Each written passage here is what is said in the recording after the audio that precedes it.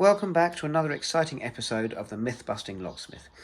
And today's class is on how not to entirely screw up drilling a simple hole in a metal handle to create a space for a Euro cylinder when you could have measured it so easily and made it so much more simple instead of completely screwing it up. Right, so we'll begin. I attended a house recently that had a pair of bilateral bifold doors, and they had two handles. They had one where the hole was already cut for the cylinder to go through, and this was on the internal side of the door. And on the external side of the door, there was solid metal all the way down where the cylinder would not stick out. So it was completely covered, and you couldn't see the cylinder was there. Now, when I had the cylinders made, they were made as a pair so that both cylinders were suited to one key, and so I assumed that they were one size because I hadn't taken off the mullion to make the correct measurement. When I got there, and of course I hadn't realised that this was solid metal. Therefore, the cylinder I needed was slightly shorter. So, for today's class, if you come across this, you have two options. You have go out and buy a pair of handles like this, where you have a hole for the cylinder here and a hole for the cylinder here. Screwfix will be the place. They're £18 each. They are very, very good. They come with two separate sizes of spindle, and they come with 3 lengths of screws, which I'm very impressed with. And all the screws are sprayed with enamel paint, so they'll be white finished like this and white finished here. And they look very nice indeed. 2 spindle lengths, 3 screw lengths. I'm very, very impressed. It's very clever. Now, I'll show you when I turn it around, but on the handles, where these have separate parts at the back as part of their screw holding mechanism, the handles I bought were made of solid metal, and it just tapered from a fat part to a thinner part. But again, I will explain it when we turn it around. Now, this would be a fairly simple job. If you were to drill from front through to back, then it would push the metal through slightly, so you would have a nice soft finish here, and you would have no rough edges. And if you did, it would be on the back, and you could file it down. And at worst, you could take a file and just file it through like this, and it would push gently the edge in, and the rough edges would go away, so this would be smooth and neat and tidy. And if needs be, you could touch it up with a tiny bit of enamel. Now, this, in theory, would be a simple job if you knew what you were doing and you didn't let somebody else help. Because what you would do is you would put masking tape here, and you would measure the bottom of the lock and draw a line. Then you would measure this part here, where it goes from being the same width all the way across to when the circle starts appearing, and you would draw a line here. And then, as you can see, you would draw a line at the top here, illustrated by this line here, and this line here. Now, this seems fairly basic, but I'm going to turn these around shortly, and you will see why this video is so important and why you should be taking notes. Take notes. There will be questions at the end. Now, the next thing I did was I measured the centre point here and the centre point here, illustrated here and here.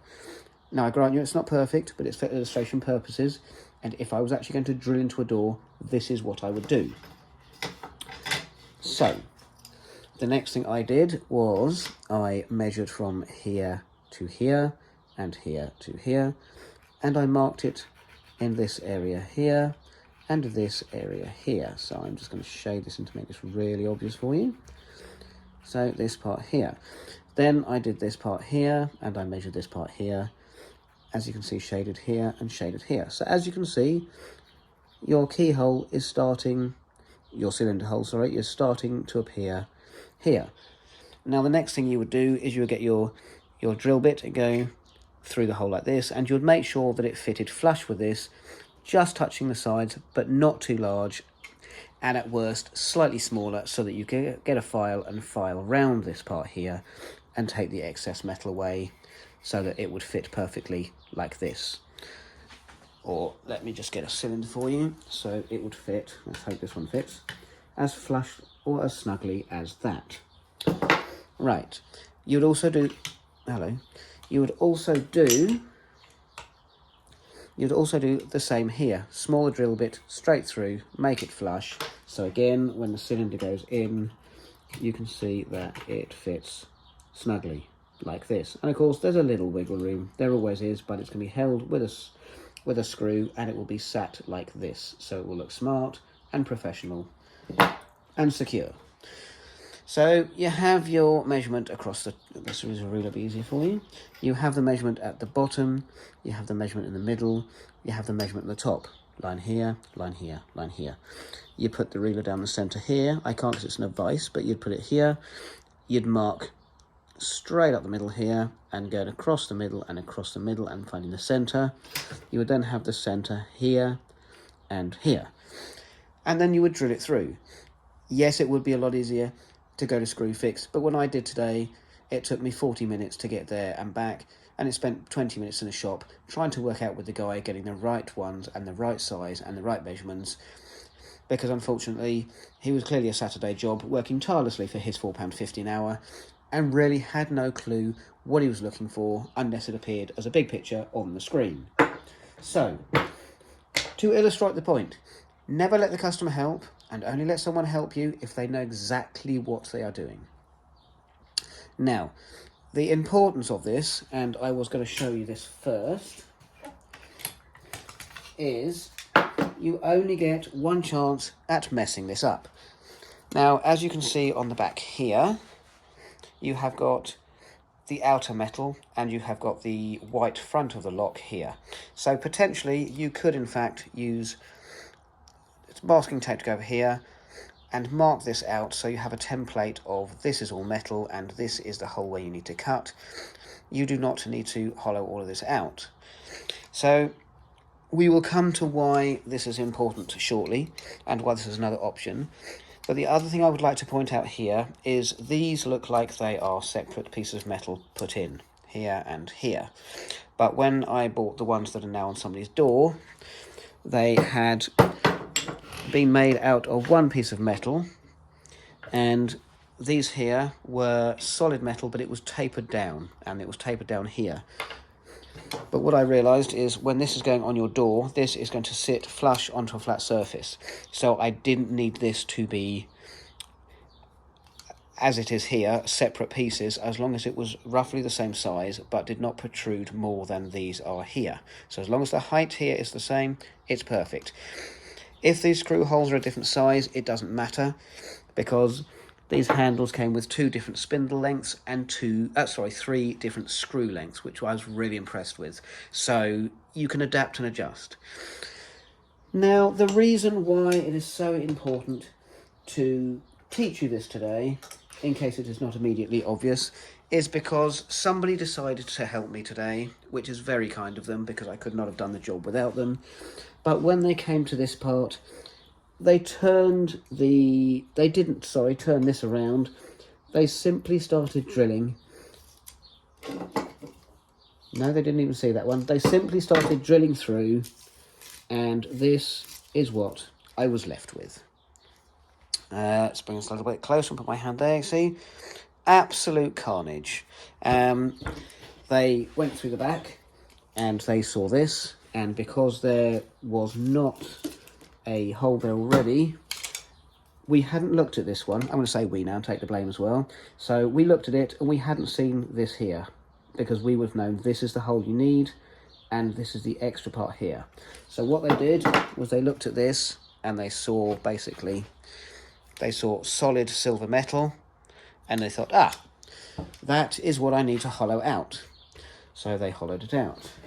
And as you can see, it was an absolute disaster because, let me bring this closer, as you can see, it is nothing like the size of the cylinder. So, crucially, I've taken it off now, crucially, measure the hole, measure the sides, measure the centre points of the larger hole and the smaller hole, and get the exact drill bits to fit. It is really, really important. Failing that, screw fix. 18 quid, lovely pair. It has a a cylinder hole on both handles, and they look very professional. And thankfully I did have a very happy customer on this occasion who will be watching this video. So I'd like to say, hey Buttercup, I'm really delighted that you liked your handles.